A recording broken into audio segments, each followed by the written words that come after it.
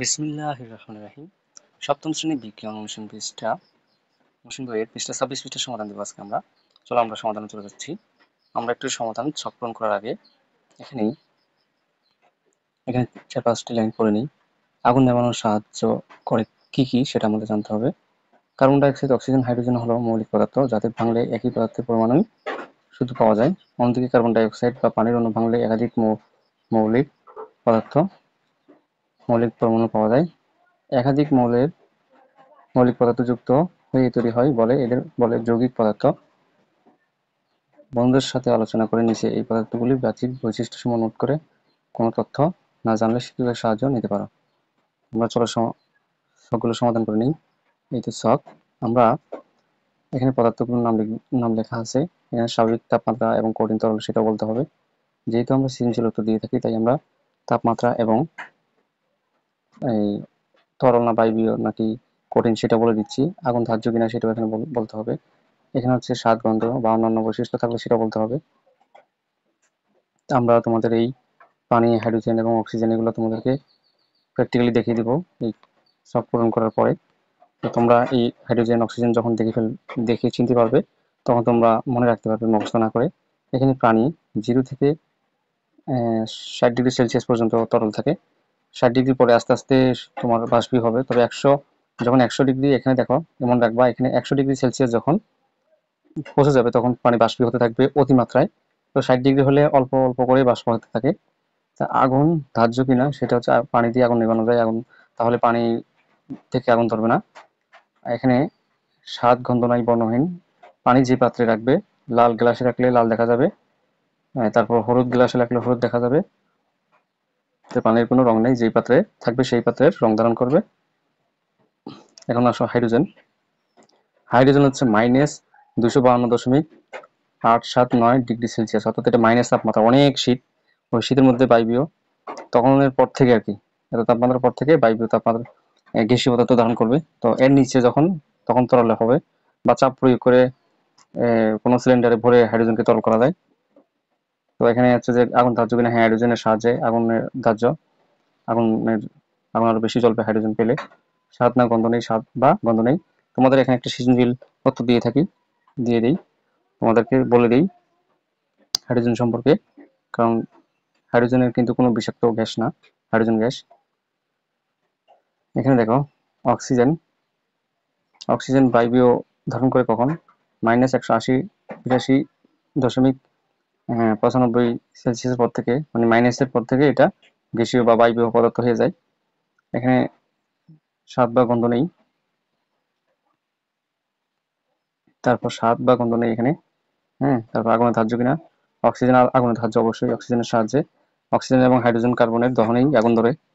তো অক্সিজেন আগুন ধরতে সাহায্য করে, হাইড্রোজেন আর অক্সিজেন আগুন ধরতে সাহায্য করে, এটা তোমাদের মনে রাখতে হবে। হাইড্রোজেন আর অক্সিজেন আগুন ধরতে সাহায্য করে। এখানে এখন আমরা নিচে কার্বন ডাইঅক্সাইড সম্পর্কে জানবো। কার্বন ডাইঅক্সাইড হচ্ছে -56.6°C পর থেকে এটা গ্যাসীয় অবস্থানে পৌঁছাবে। এরপর আগুনের ধার্য না, কার্বন ডাইঅক্সাইড দিয়ে আগুন নিভানো যায়। তারপর বর্ণহীন বা ঝাঁঝালো গন্ধ আছে। তো এখানে দেখো বর্ণহীন কেন বললাম, কারণ যখন সেটা তুমি কোনো সিলিন্ডারে বা বোতলে ভরে রাখবা চাপ প্রয়োগে, তখন সেটা তরল অবস্থায় বর্ণহীন ঝাঁঝালো গন্ধ করবে। কিন্তু বর্ণহীন তখন যখন তরল থাকবে, যখন তুমি এটা বাষ্পীয় করে দিবে তখন সাদা রং দেখা যাবে, বাষ্পীয় যখন হবে। এটা তোমাদের মনে রাখতে হবে। তো কার্বন হচ্ছে যে কঠিন, এটার বর্ণ আছে।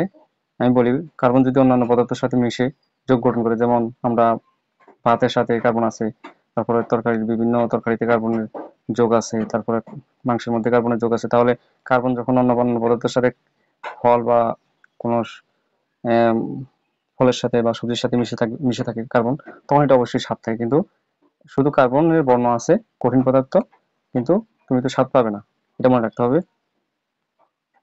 এরপর দেখো অক্সিজেনের উপরে অক্সিজেনের বিষয়ে বলছে, এবং এই যে এখানে দেখো এখানেও অক্সিজেন সম্পর্কে বলা আছে, আবার নিচেও এখানে দিয়েছে অক্সিজেন সম্পর্কে। তাই আমি অক্সিজেন গ্যাসটা তো কখন তরল থাকে সেটা আমি বলে দিয়েছি।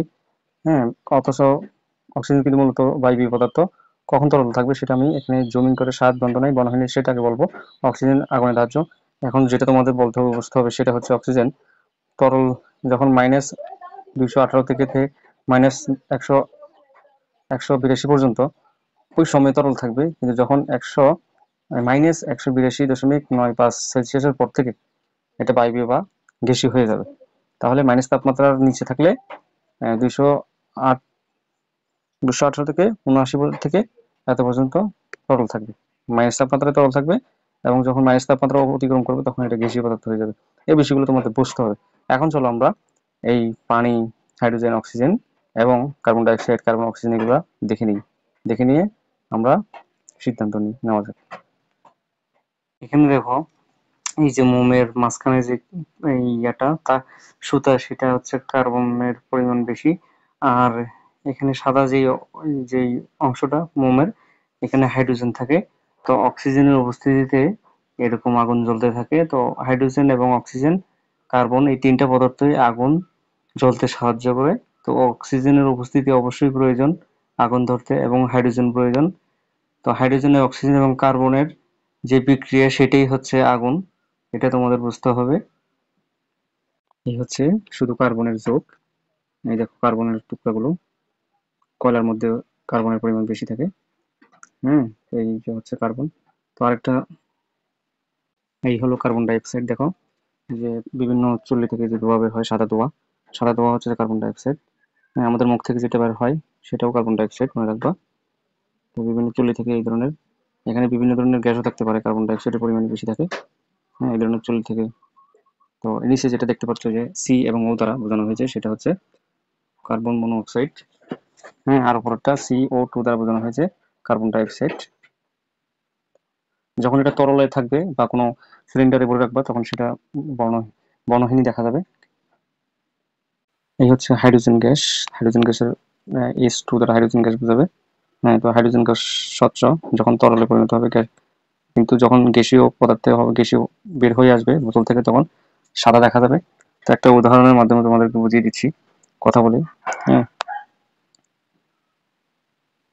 কিভাবে হাইড্রোজেন গ্যাস, যখন এই দেখো হাইড্রোজেন পার অক্সাইড, হাইড্রোজেন যখন থাকবে, হাইড্রোজেন পার অক্সাইড, তখন তরলে কোনো, দেখেন এটা হচ্ছে হাইড্রোজেন পার অক্সাইড, এটা কিন্তু হাইড্রোজেন না, এটা একটা ক্ষারীয় পদার্থ, হাইড্রোজেন পার অক্সাইড। এখানে তোমাদের যেটা বুঝতে হবে, এই যে একটা হাইড্রোজেন পার অক্সাইড দেখাচ্ছি আমাদেরকে। আর হাইড্রোজেনের একটা উদাহরণ দিয়ে বলে দিচ্ছি, সেটা হচ্ছে যে যখন তুমি একটা গরম লোহা পানিতে স্পর্শ করবা, তো পানি থেকে এখানে সাদা ধোঁয়া বের হবে, সেটাই হচ্ছে হাইড্রোজেন।